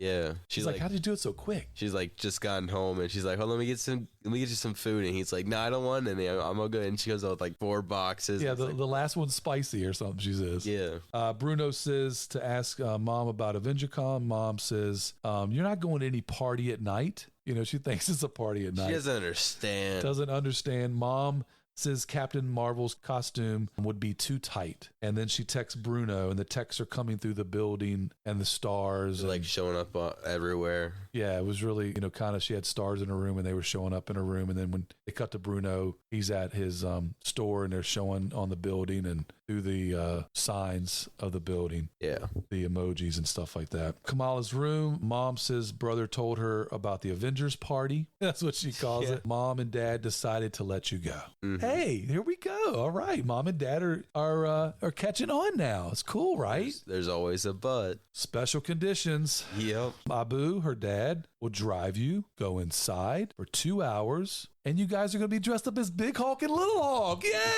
Yeah.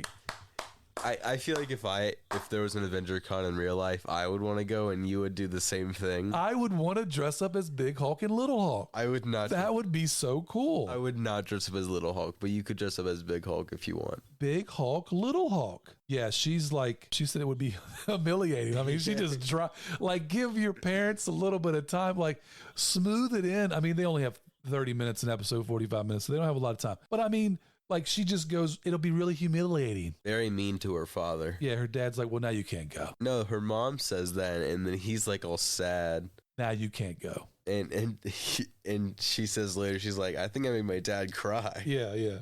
She's like, fan art, costumes, and Fantasyland. It's not really the brown girls from New Jersey saving the world, or Jersey City. Yeah, Jersey City. Bruno and Kamala talk about her plan to go to AvengerCon. Bruno says her flourish could be something Pakistani. Camilla goes and gets the bracelet. The bangle. I put bracelet here, but it is a bangle. The arm cuff. They go to AvengerCon because they come up with this whole plan, and the plan doesn't go according to plan at all. I mean, that's why you need a plan that's foolproof. They go plan, but it doesn't go, according to plan at all. They said they're going to ride bikes. They said they're just going to jump out the window. She jumps out the window. She breaks the branch. She can't get back in the window. They go and ride the bus. She's trying to get her bike on the bus. Her bike gets stolen. Or bike. They could get her because the door was closing, so her bike's left. Then everywhere they're getting is late. They got home. She was getting home at 9:22. Got home at 11:11.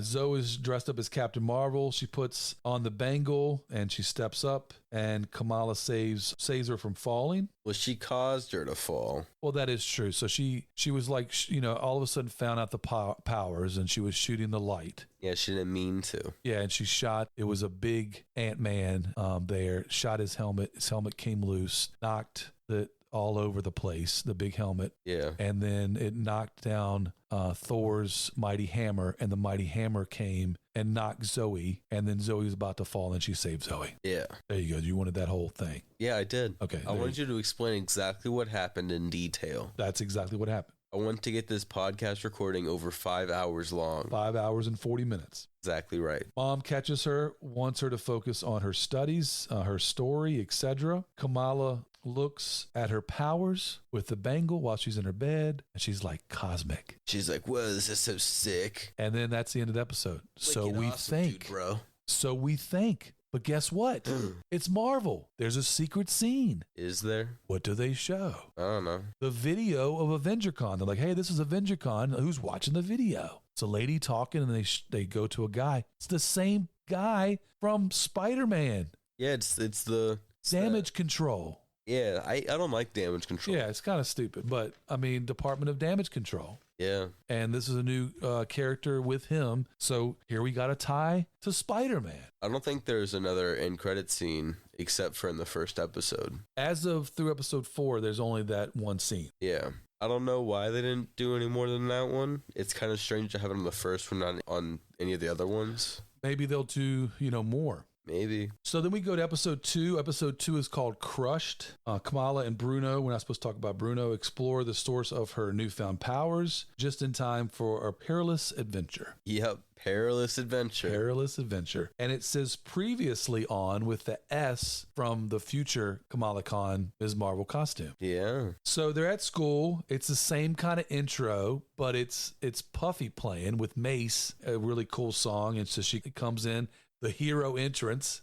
Yeah. She's sticking the landing. She's like all confident now. Yeah, she's bouncing the ball when the guy's bouncing the ball in front of her. And then the coach, she bumps into the coach, and the coach is calling her the same. She's like, well, my name is Kamala. She's like, actually, I've been meaning to tell you for years. Yeah, my name is Kamala. The two ladies that are always in front of her locker, she kind of, pushes them out of the way. Yeah. And they're okay with it. She's slapping some dude 5 and everything like that. Some dude 5. I don't know. She bumps into the new guy and then Bruno, and they discuss her having Ant-Man powers. She's like, I got Ant-Man powers. I don't think that's what it is. They don't, but I mean, they show a lot of love to Ant-Man in this. I mean, here we are, the second show, and we've already mentioned Ant-Man. Well, we mentioned Ant-Man 3 times, but if you look at the very beginning of episode 1, there's a video with Ant-Man and the Wasp and their relationship or their love or something in France. There's a video that she had done. So actually, that's probably the 3rd or 4th time they mentioned Ant-Man. And not an episode we're talking about today, but in I think episode 4, there's also another reference to Ant-Man. Ant-Man. So Ant-Man is all over the place. So everybody is playing Zoe's video, and Zoe is telling her story at lunch.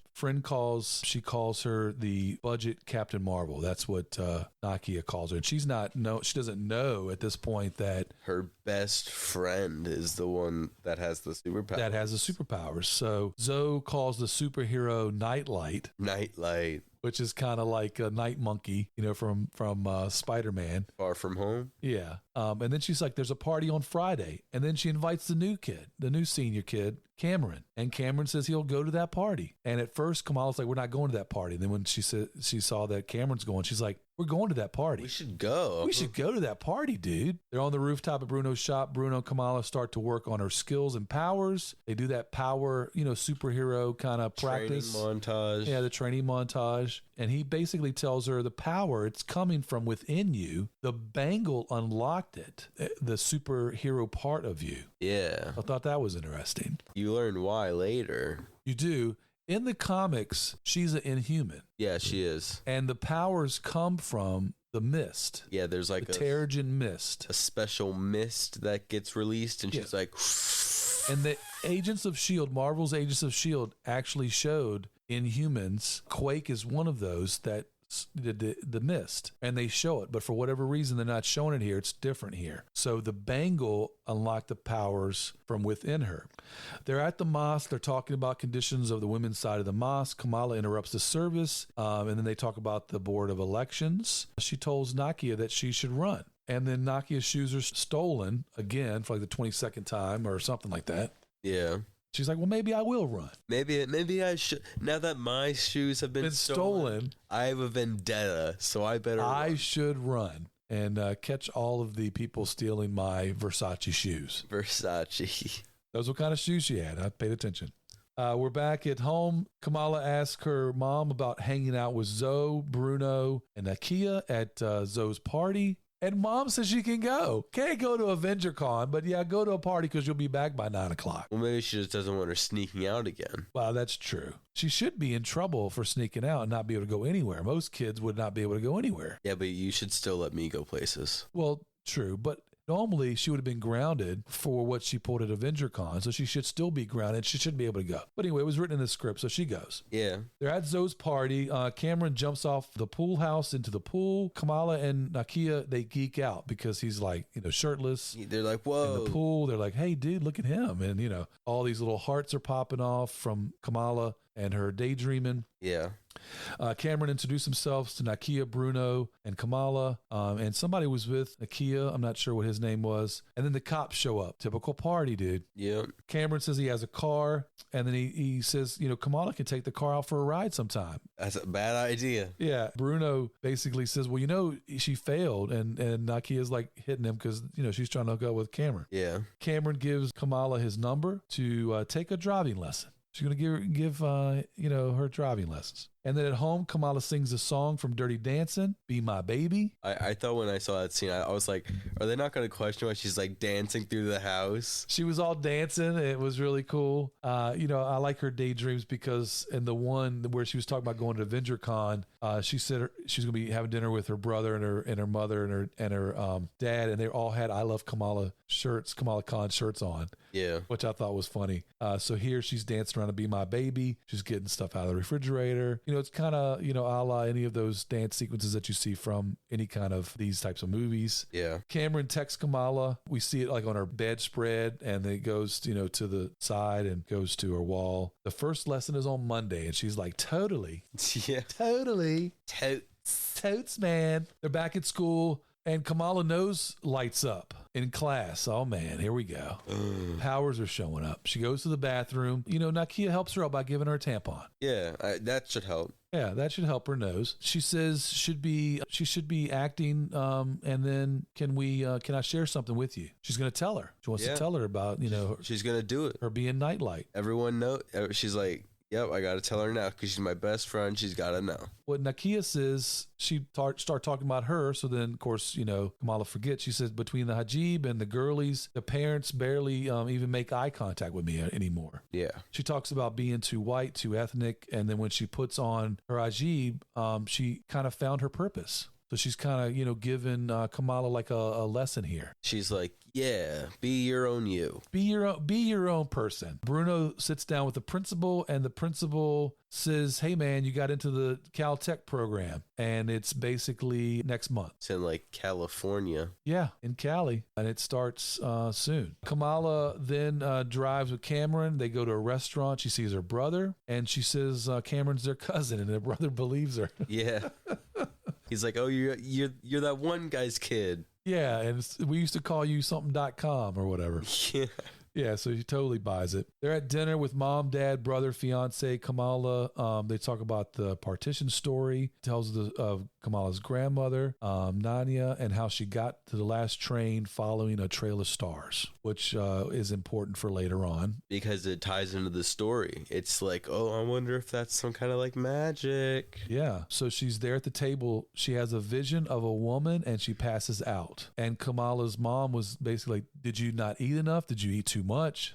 Yeah. It's like, why did you pass out? She calls her Nani, what she calls her grandmother, about the bangle that belonged to her mother, Asha. Yeah. You like it when she calls her Nani. I guess. Well, because her Nani's like got her whole side of the face in the phone. Yeah, like when I was like, I thought you were talking about her like nickname for her grandma. I don't think it's a nickname. I think it's just what she calls her. And people of Pakistani descent would call their grandmother. I like when they're on FaceTime because she like gets all close to the camera and then she's like back really far away, does like looking down through her nose type thing. I love when people do that in media. It's really funny to watch. So close up. Grandmothers don't know how to use a cell phone. Yeah. So that's what makes it funny. The rewatch, I learned something, and I'm going to drop it on you here. When she sees these visions, I'm not sure if it's accurate because they really haven't said it or anything. I don't know if any of the YouTubers or any other videos I've watched have said it, but I think when she sees these visions, I think they're visions of the future. Because I don't know if she sees her great grandmother. I think she's seeing the boy's mother. Yeah. And so I think it's visions of like the future. Kamala asked her mom, Ani, about her grandmother, Asha, the woman who brought shame on the family, her mom says. And so it's kind of a story that she doesn't want to tell. And then they go to the Eid Mubarak. Naki is getting votes. Camilla says she needs to go to the Mosque Bros, the Pious Boys. You say Camilla? I'm sorry, Kamala. I feel like every time you say it, it gets like a little bit further away from the name. It could be. I'm sorry. I apologize. Kamala, the Mosque Boys, the Pious Boys, Sunday school teachers, the Insta-Click. Bruno goes to the converts. The mini harem and the girls are going to take on the Illuminatis. Illuminantes. I was just saying if you were paying attention. Nakia asks Kamala's dad for his vote, even though his best friend's running. She kind of guilts him into voting for her. He's like, you don't want to crush a kid's dream, do you? Yeah, I'm like your other daughter, right? Yeah.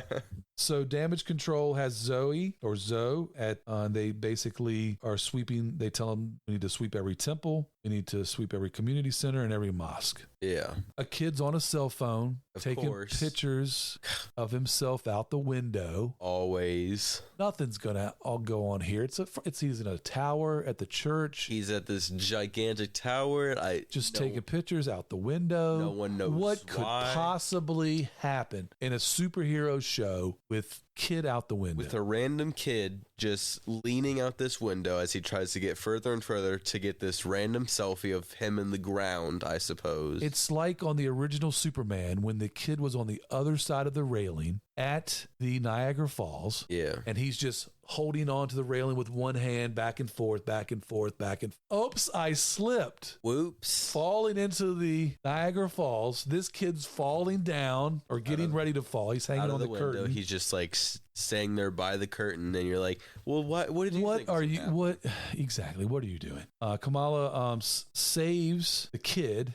Well, she's taking her time. Well, she does. She's like, hey, tell me what your favorite food is, as she like slowly climbing around. Well, she's talking to the Illuminatis about her grandmother, and then now she needs to go save the kid. Well, I'm just saying that she really takes her time to get up there. Well, she has to put her costume on. Well, she's got to get into costume. She saves him. Well, sort of. I mean, he falls and breaks a leg because she saved him, and then she has a vision. Well, because he didn't move. Yeah, she was like, she did the superhero landing and then stuck that and then was like, come on.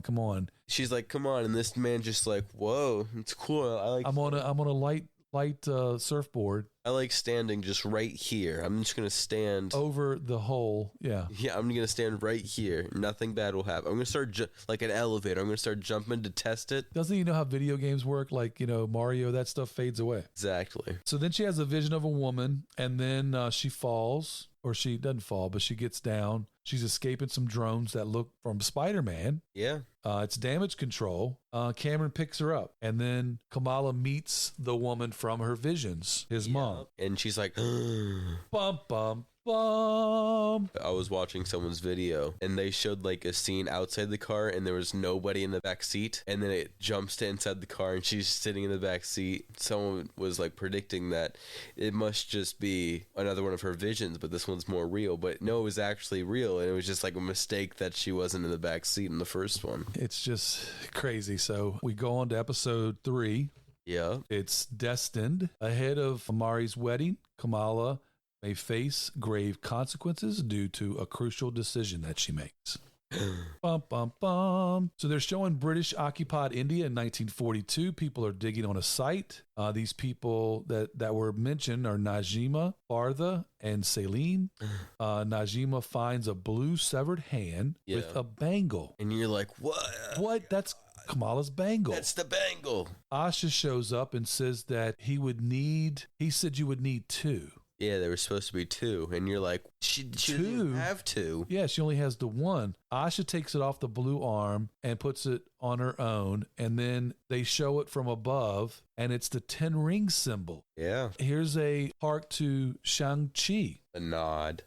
There you go. Asha says the bangle will take us back home. She puts on the bangle, and then the party splits up Najima and Asha. Yeah. And then we're back to Najima's in Cameron's house. Najima is Cameron's mom. Asha was from another dimension, she tells Kamala, and so are we. And you're like, what? Exactly. You're finding stuff out. Another dimension and other multiverses? Man, Marvel's going to get real confusing after this. Real confusing, real fast. People aren't going to be paying attention and not knowing what's going on. Your mom's going to be asking a couple questions. She's like, is DC the one with multiple dimensions, and then Marvel's the one with... I thought that Marvel had the Flash. Isn't it Marvel's the Flash? Yeah. She's like, you've been around for 100 years since the 1940s, and we sensed the presence of Noor when you put on that bangle. Noor.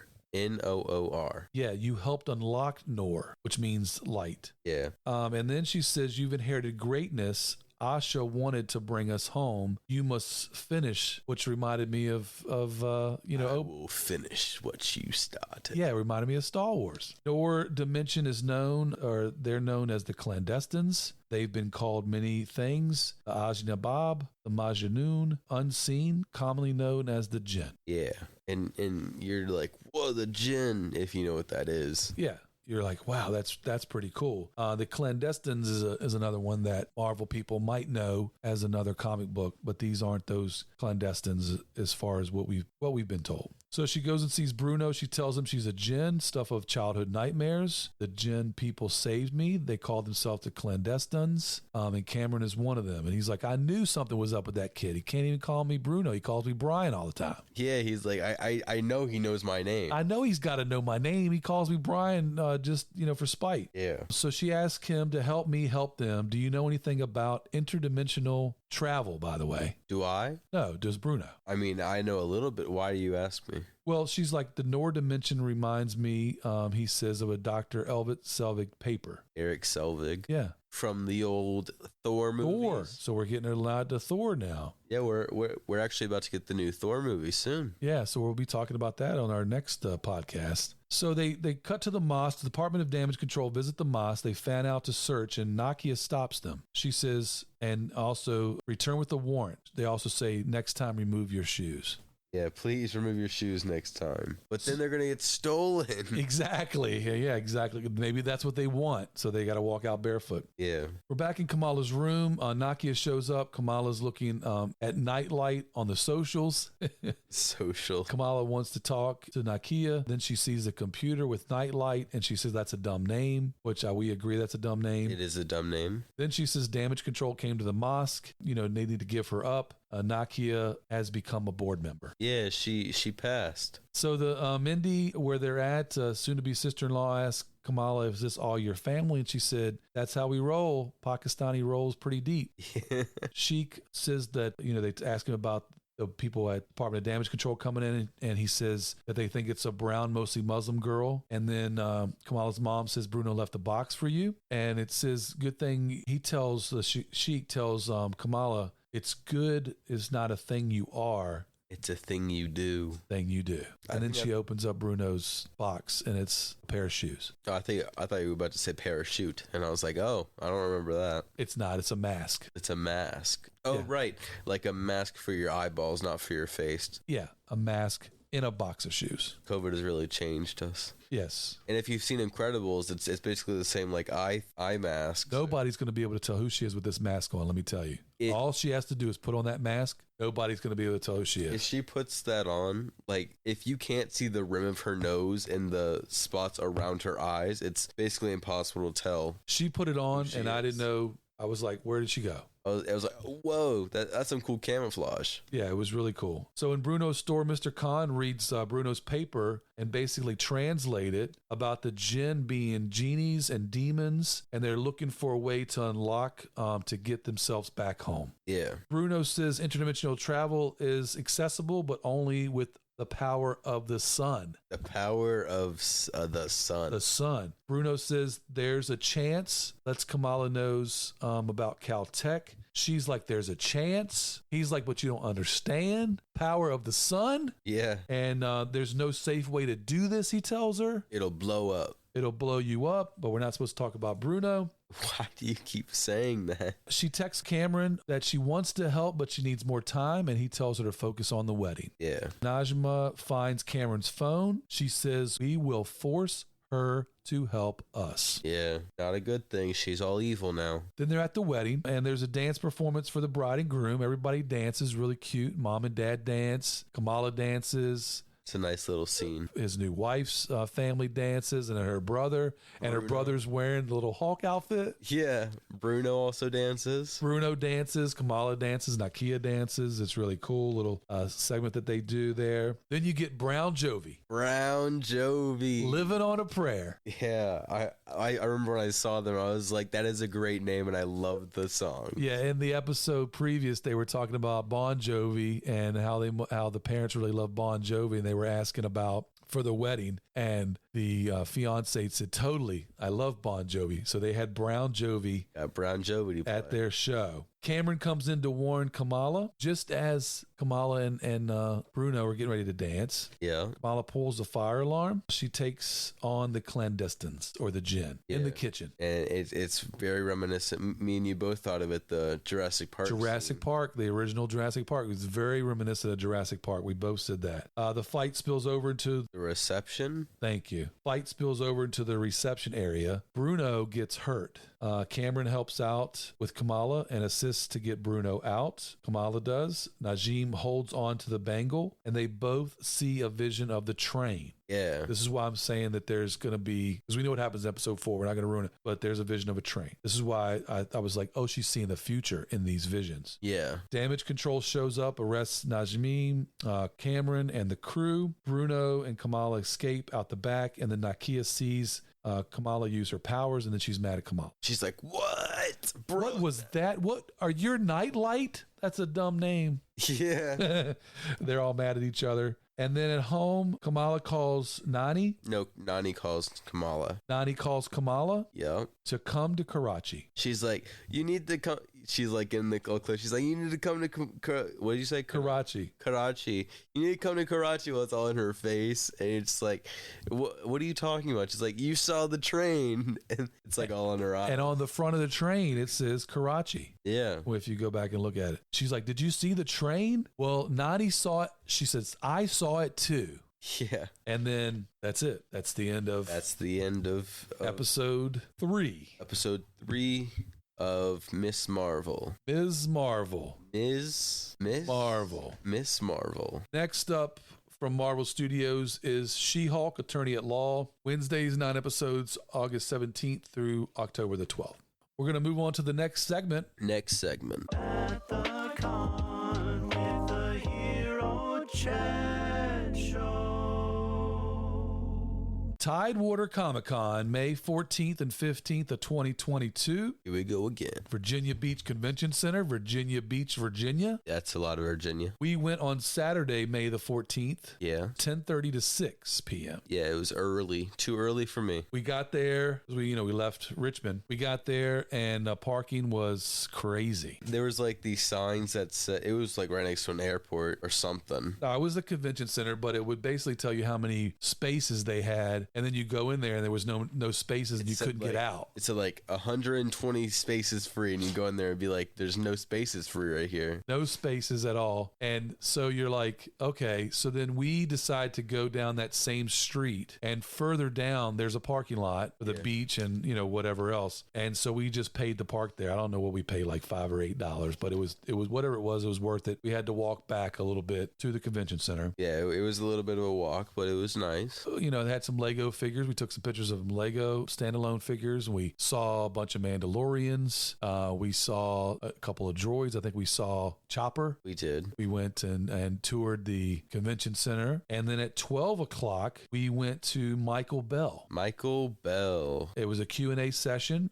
This is what it reads with Michael Bell, man of a million of your childhood favorites, Zan and Gleek and Super Friends, Plastic Man, Lance and Seven and Voltron, Duke, ZaneMan and Blowtorch from G.I. Joe, All-Star, Seaworthy and the Snorks, all kinds of tunes from the morning show. So come out and meet the man behind the microphone. Yeah. So that was cool. He's an older gentleman, been doing a lot of voices. For a while now. Yeah, for a long time. And a lot of people, he said, people remember him mainly from the Transformers and G.I. Joe. That's what they remember him a lot for. Yeah. But he's a man of a million voices, so he's got a bunch of those voices behind him. Zan and Gleek from the Super Friends, I thought that was cool for me, for cool. And I remember Plastic Man. I remember Plastic Man as well. Yeah, so those are cool. Probably went around some more, and then we probably got some food, and we were searching for a place I think we ate on the boardwalk somewhere. It took us like an hour to find a food place. We went to, can't think of the name of that Beatles place, but there was a Beatles type, not Abbey Road, but there's some place down in Virginia Beach. We went there, but we didn't stay because it was too long of a wait, so we just went to the Wendy's, got a couple burgers. Yeah, it was a Wendy's right next to it. And then made our way back. We had a couple more sessions that we wanted to go to. One was at 3 o'clock to 3:45. Brandon Roth. Q&A section with Brandon Roth, star of Superman Returns and known for his many roles in Scott Pilgrim vs. the World, CW's Arrow, The Flash, and DC's Legends of Tomorrow, and many, many more. Yeah. So Brandon Roth was really cool. He was talking about his various shows that he was on. He was talking about Superman and then the pleasure of serving as the Superman right after Christopher Reeve. He was talking about the Arrow and the Flash and Legends of Tomorrow, Scott Pilgrim versus the World. It was a little underwhelming. I thought he was going to be like a little bit more fun, like loose with it. I don't know. It kind of felt a little bit strict. Like he wasn't having fun there. Like he was kind of felt like he was being held hostage by answering these questions. Yeah, like he really never kind of let loose, you know, kind of thing. But I mean, you know, he gave us a lot of good information about himself. Yeah. It was really cool about different things about Superman and the other roles that he'd been in, but it was just missing something. It felt like there was something there that just wasn't, it felt like there wasn't something there that was supposed to be there. Yeah, the first one, you know, with Michael Bell,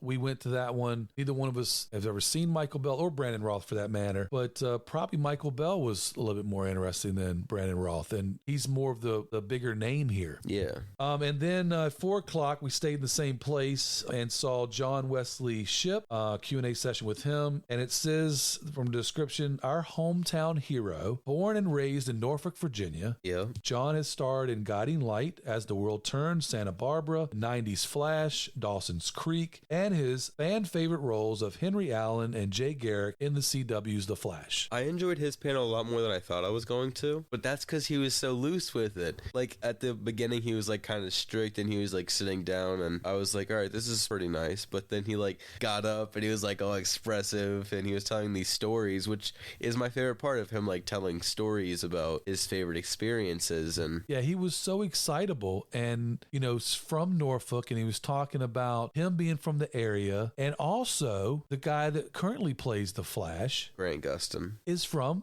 the area as well. Yeah. He told a story that I guess when the series of the 90s Flash premiered, Grant Gustin is being born on the same day from the same area. Yeah. And then he goes to get the role as the Flash, told them about the story that it's predestined. I'm from where the 90s Flash is from. I was born on the day that it premiered. I have to be the Flash. I have to be him. There's going to be no other Flash besides me being the Flash. I'm going to be the Flash. It can only be him. And so they bonded over that. John Wesley Shipp bonded over that. He's playing the dad of the character that he played in the 90s. Yeah. Happy to be a part. I was happy they brought him on. I thought it was a cool coincidence and really a cool thing for the character. And those scenes between Henry Allen and Barry Allen are just so awe-inspiring. Father and son, back and forth, dialogue and everything is just so great. I liked it in the show originally. I was like, those are good scenes. But when he started talking about it, he was like, it was just me and Grant telling the truth back and forth to each other. And he was like telling it in such a beautiful way. Yeah, it was like, here's this guy. We talked about, you know, and I didn't know he was in all of those soap operas back in the day, Guiding Light, As the World Turns, Santa Barbara. But he won a couple of Emmys. I think back-to-back Emmys, he said, one year, which I don't know if I'm sure it's been done, but I'm not sure the same character too. Something he said something that it was a special back-to-back Emmy. Yeah. Goes to do the Flash. So he never really got into the character until like Mark Hamill came on and was playing the Nemesis, and then Mark Hamill was out there in the spandex and everything, just taking it to another level. And he's like, "Well, I got to forget myself here. Here's Mark Hamill, the famous guy, is letting loose. I need to let loose, Yeah. And so that was cool. He had a lot of great stories, and as you can tell, we're animated, so we knew he was animated. That was a good way to really end the day, seeing John Wesley Shipp and hearing about time as him playing the Flash, and then playing the Flash's dad, and then playing the mentor of the older Flash to the younger Flash. I mean, it was just great. It was just really great. And I didn't know he was from our area. I didn't know he was from Virginia. I didn't know that either. I thought it was a neat coincidence. Yeah, and neither did I know Grant Gustin either. So if you're looking at going to a Comic-Con, we talked about GalaxyCon a few episodes ago, and now we're talking about Tidewater Con, and we'll bring up the last con that we went to, Awesome Con. I would say this one's probably behind GalaxyCon. Like, it's still a big deal, but their kind of panels are not as big as like a Shatner or, like the Wasp. Yeah. Something like that. So I would say if you're thinking about going to a con, GalaxyCon might be your first. Yeah. Go check out this con. It's a good con. I mean, you've seen a lot of the same. Go out and support those guys. I'd say do it after a couple cons in instead of like your second experience, because like that shows you a very high and a very low. Yeah, or if Tidewater's going to be your first con and then go to GalaxyCon, like you're going to one up basically. Yeah. What you're experiencing at the Tidewater con, you're going to one up if you go to GalaxyCon. Yeah. And if you don't enjoy either, then maybe just cons are not your thing. That's fine. And stop going to jail. Yeah. Yeah. I enjoyed it, and I really enjoyed that it ended with John Wesley's ship, because I think if it ended with Brandon Roth, it would have been like, wah, wah. It's like, oh, okay. All right, that was wah, wah. So we had a good time at the con. Not as many panels as we saw the last time, but we walked when it was red, like on Doctor Strange 2. Don't tell them that. And we stopped when it was on green. Stop. But there was no traffic down there. We weren't going to be in any kind of trouble or any cars coming. I tried to follow the law, and then he just started walking, and I was like, Dad, come on. He was pulling me along, ready to go to the con. Don't let him fool you. That is not what was happening.